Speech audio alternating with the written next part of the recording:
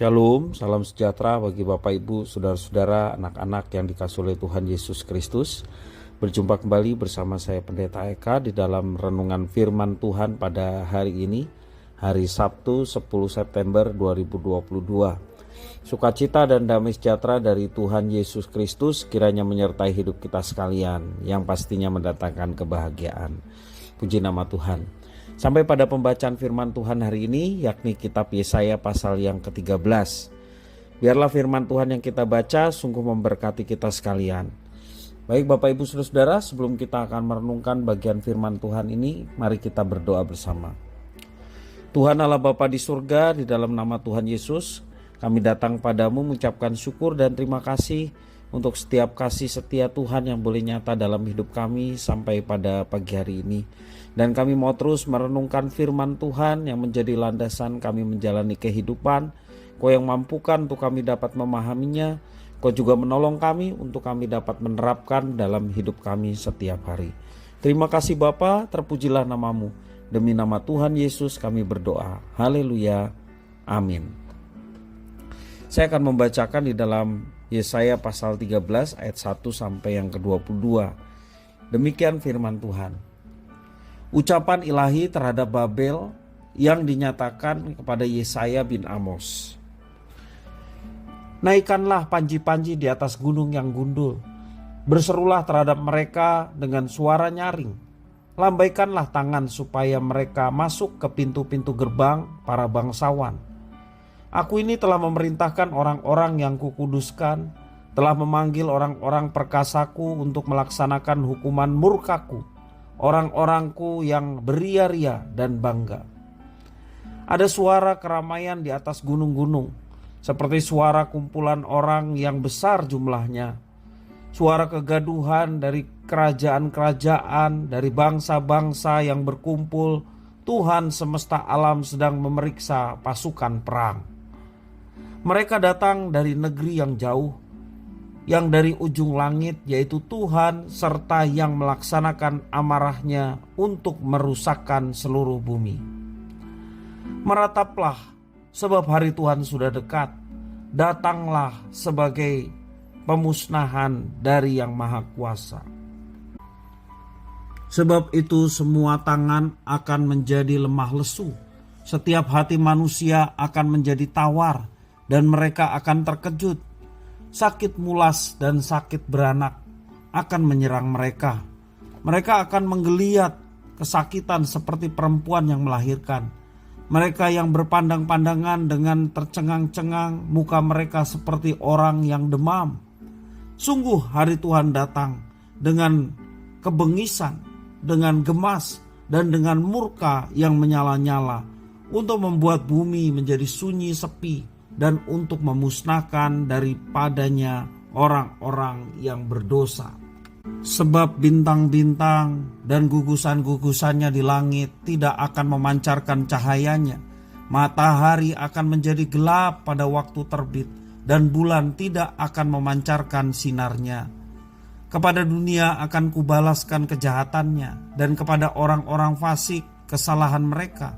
Kesombongan orang-orang pemberani akan kuhentikan, dan kecongkakan orang-orang yang gagah akan kupatahkan.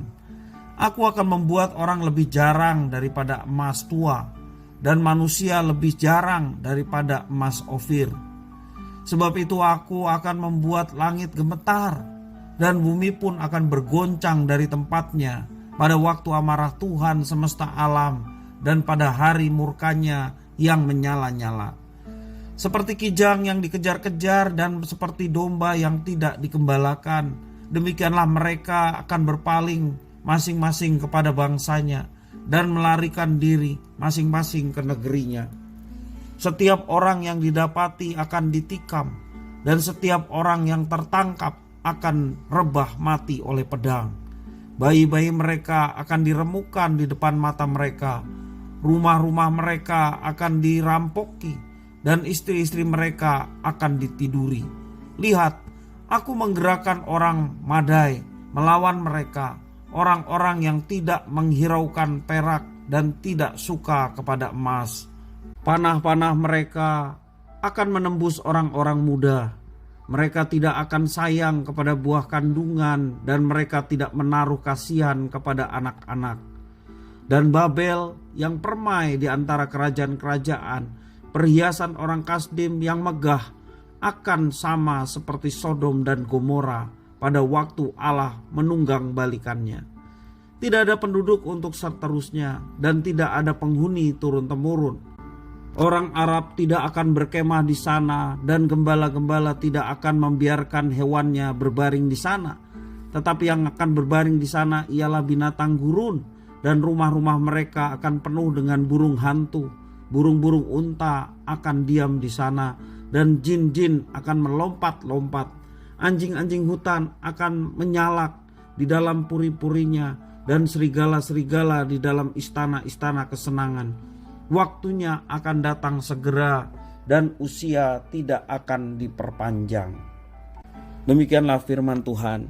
Bapak Ibu saudara-saudara yang dikasihi oleh Tuhan Yesus Kristus, di dalam pembacaan firman Tuhan hari ini merupakan ucapan Tuhan melalui Nabi Yesaya tentang hukumannya kepada Babel, bangsa yang telah menaklukkan umat pilihannya, yakni Israel, bahkan dijadikan tawanan.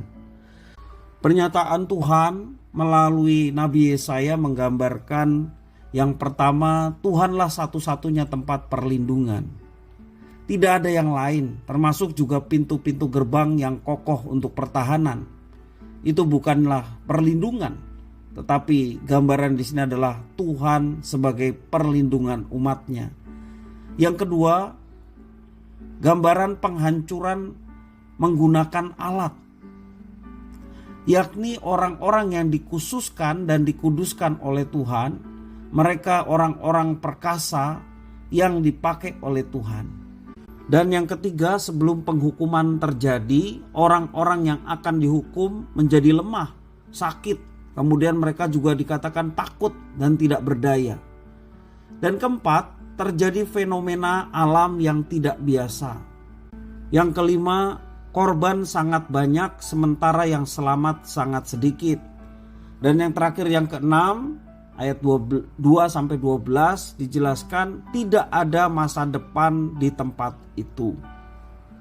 Itulah penyataan Tuhan melalui Nabi Yesaya yang digambarkan dalam Yesaya pasal 13 ayat 1-22. Hukuman Tuhan ini menyatakan tentang hari Tuhan yang merupakan puncak sejarah sekaligus akhir dari sejarah. Hari itu adalah hari di mana Tuhan menjatuhkan murkanya. Dan hari itu ditandai dengan kehancuran di seluruh dunia. Saat itu tidak ada lagi pembelaan. Pengaruhnya mencakup seluruh alam semesta. Dan pada hari itu ada penunggang balikan ciptaan Tuhan yang akhirnya tidak ada jalan untuk melarikan diri. Apa yang tersisa hanyalah penderitaan yang mengerikan. Itu dituliskan di dalam ayat yang ke-13 sampai ayat yang ke-16. Bapak Ibu saudara-saudara, gambaran di atas sedikit banyak ada kemiripan dengan banyak peristiwa gempa bumi dan tanah bergeser yang menimbulkan banyak korban jiwa yang terjadi di beberapa tempat di berbagai belahan bumi ini.